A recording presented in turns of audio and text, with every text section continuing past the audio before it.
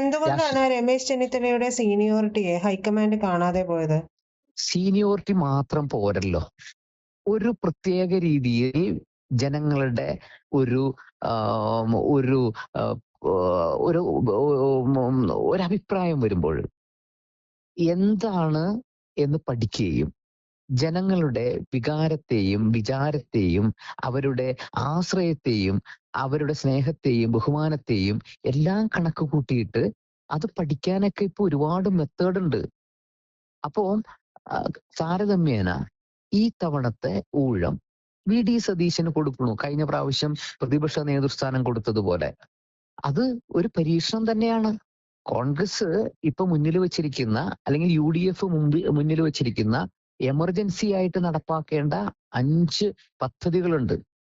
അതുകൂടാതെ കേരളത്തിന്റെ ഖജനാവില് പൂച്ച പെറ്റ് കിടക്കുകയാണെന്നാണ് പറയുന്നത്.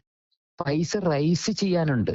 അപ്പോ വളരെ പരിചയമുള്ള ഒരു റിസ്ക് എടുക്കാൻ തയ്യാറുള്ള സ്ട്രാറ്റജിക് മാനേജേഴ്സ്, ക്രൈസിസ് മാനേജേഴ്സ് ആ ഒരു കാര്യം കണക്കുകൂട്ടിയപ്പോൾ യു ഡി എഫിന്റെ ഇപ്പോഴത്തെ എല്ലാ കാര്യത്തിനും മുന്നിൽ നിൽക്കാൻ ശേഷിയുള്ളതും മറ്റു പല ഘടകങ്ങളും ആലോചിച്ചപ്പോൾ കേരളത്തിലെ കോൺഗ്രസുകാരുടെ നേതാക്കളുടെ പ്രത്യേകിച്ച് ആദർശധീരരായ ശ്രീ എ കെ ആന്റണി, ശ്രീ സുധീരൻ, അതേപോലെ ലൈവായിട്ട് വളരെ വളരെ ശക്തിയോടെ പ്രവർത്തിക്കുന്ന ശ്രീ കെ മുരളീധരൻ, മറ്റുള്ള ഇവരെ എല്ലാം വെരിഫൈ ചെയ്ത് അതിൽ നിന്ന് കിട്ടിയ ഒരു റിസൾട്ടിന്റെ ബേസിൽ ചുമതല ജനാധിപത്യത്തിന്റെ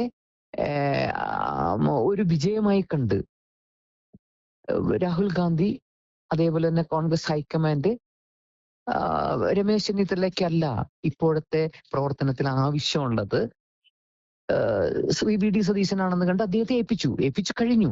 അതിനു മുമ്പ് വളരെ വിശദമായ ചർച്ചകൾ ഉണ്ടായിരുന്നു. എന്തുകൊണ്ട് 11 ദിവസം വൈകി, അങ്ങനെ ഓരോ ചർച്ചയുണ്ടായിരുന്നു. അതിലൊരു റിസൾട്ടാണ്, ഒരു എൻഡാണ് അതിലിപ്പോ തൽക്കാലം ഏൽപ്പിക്കാൻ ഉത്തരവാദിത്തപ്പെട്ടത്.